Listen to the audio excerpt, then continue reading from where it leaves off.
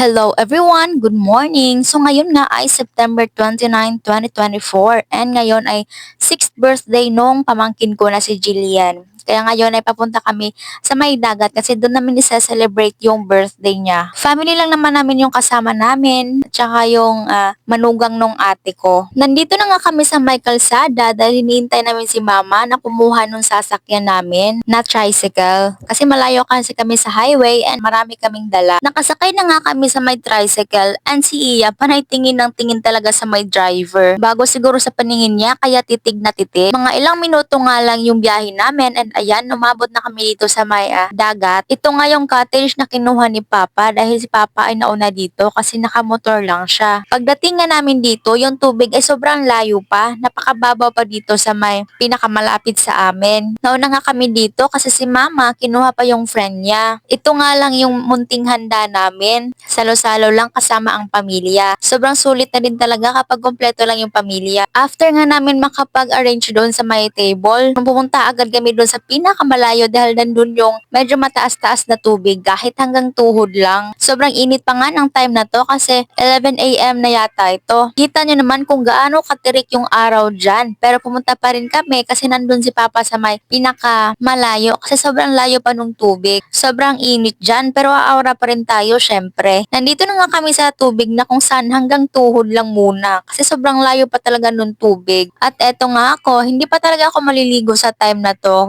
Binabantayan ko lang si Iyak kasi gustong-gusto na talaga gumala kaya pinasama ko sa tita niya pero sumama pa rin ako. Pero ang totoo, gusto ko lang talaga sumama dito para makapag-video at may pang clip ako para pang vlog. At nandito nga si Papa kaya gusto nilang mag-picture taking muna kaya nag-picture muna kami. After nga namin makapag-picture, ayan, tuloy na tuloy ang ligaya at ang Iya na yan, hindi talaga takot yan sa tubig. Gustong-gusto niya talagang maligo. Kahit nga pinaliliguan ko yan dito sa bahay, dito sa may poso namin, mas umiiyak pa yan kapag pinapatigil ko na sa pagligo. Kasama nga din pala namin yung ninang Angel ni Iya. Actually, pinsan ko po yan. Kaya kapag naliligo kami ng dagat, pinapasama talaga namin siya. Habang sila nga ay naliligo o nagtatampisaw at ako naman ito, nananatiling nakatayo lang kasi ayaw pang maligo talaga. At dito nga sa harapan namin, medyo malapit lang yung barko dito. Kasi itong pinapwestuhan namin, sobrang lalim na ito kapag sobrang taas na ng tubig. At eto nga si Iya at ang ninang niya, napapailing na lang si Iya kasi ayaw niya pinatataas baba siya sa may tubig. Pero kalaunan, nag-e-enjoy na rin yan, hindi na nagre-reklamo. Itong time na nga ito ay medyo wala pang mga tao kasi sobrang init ba naman at ang sobrang layo pa ng tubig talaga. Kita nyo naman to, sobrang layo na namin ang nilakad dyan pero yung tubig hanggang sa may legs lang. After nga nila magtampisaw doon sa may tubig, ayan, umuwi muna kami and pinadede ko muna si Iya kasi sobrang init talaga. Inaantok na din yan pero ayaw pa rin talaga matulog kasi nakikinig pa. Sobrang ingay ba naman kasi. Dumating na nga din sila mama pero yung time na to lasing na yung kasama niya. May mga tumutugtog kasi ng mga bata tapos pinapabalik niya kasi gusto niyang sumayaw. Di naman halatang lasing na po yan. Nagdadabog pa yan kasi tumigil yung bata sa pagtutugtog. Gustong gusto pa talaga niya sumayaw kaya naman si mama na yung nagbayad para tumugtog pa yung bata. Ang jolly talaga nito ni nanay. Siya lang talaga yung nagbibigay saya dito sa amin. Sobrang lakas ng boses kung makatawa. Nakakahawa talaga. Pati yung may-ari ng cottage natatawa na din sa kanya. Yung ibang tao nagtitinginan na rin dito sa pwesto namin kasi sobrang ingay din namin kakatawa. Hindi nga makatulog si Iya dahil sa sobrang ingay namin kaya ayan nakaupo lang siya sa may table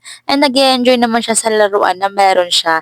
Kasi umiikot kapag sobrang lakas ng hangin kasi sobrang lakas ng hangin na to ng time na to. Hindi ka nga talaga makaka-feel ng init kahit sobrang init talaga kasi sobrang lakas din naman ng hangin. After ilang minuto nga, ayan si Iya, borlogs na antok na talaga yan siya kanina pa kaya pinilit ko na siyang patulugin talaga. At habang tulog na si Iya, ayan nagmamarites muna kami nitong pinsan ko kahit ano-ano na lang kasi sobrang lakas ng hangin, lakas makarelax dito. Sobrang stress na nga ako dyan sa buhok ko kasi sobrang lakas ng hangin and naputol pa yung tali ng buhok ko. Hindi na-expect ko dyan na sobrang tigas na talagang suklayin yan. Ilang minuto nga lang ang lumipas, ayan dumating na si Julius and sobrang gulat na gulat nga ako kasi biglang may humalik, nakatalikod kasi ako sa may kalsada. Akala ko naman kung sino, nagising tuloy si Iya. Kaya kinuha kinuha naman siya agad nung papa niya. Kasi alam ko, sobrang excited ng dalawang yan na magkita talaga. Iba yung happiness na makikita mo sa kanilang dalawa. At eto nga sa Angel, bumanat na naman ng cake. At nung bandang mga 2 p.m. na nga, ayan, sobrang taas na nung tubig. Umabot na talaga dito.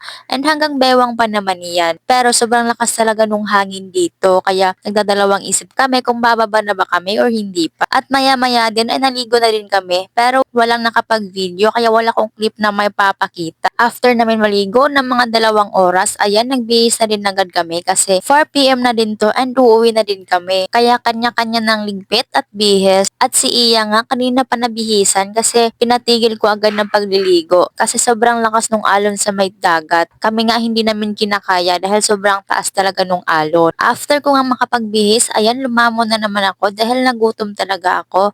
And hindi ko kumain ng kanin kasi itong kinain ko yung spaghetti. Kasi minsan lang to, kaya diet muna tayo ngayon sa rice. Kaya nilafang ko na itong spaghetti kasi marami pa naman din tira. Sayang naman din kung masisira lang. Hindi kasi sila mahilig kumain ng ganito. At eto din si Iya and Julius, hindi rin to mahilig kumain ng spaghetti, kaya si Iya, lovebird lang yung kinain. Inaalo ko nga pero ayaw pa din. Hindi pa nga ako nakontento and may nakita pa akong buko. Marami pa kasing laman pero wala nang sabaw, kaya kumain na lang din ako. Ako na lang yung lumalafang nung time na to and sila nagliligpit na ng mga gamit. Sobrang tagal pa kasi nila kaya lumafang muna ako. After nga namin makapagligpit ng lahat ng gamit ay nakauwi na rin kami. Bali dumating kami dito, medyo madilim na. Pagkatapos ding maligo at magbihis, ayan, kinain na namin yung mga sobra kasi sayang din naman, marami pa kasing mga tira-tira. Hanggang sa susunod ulit guys, thanks for watching!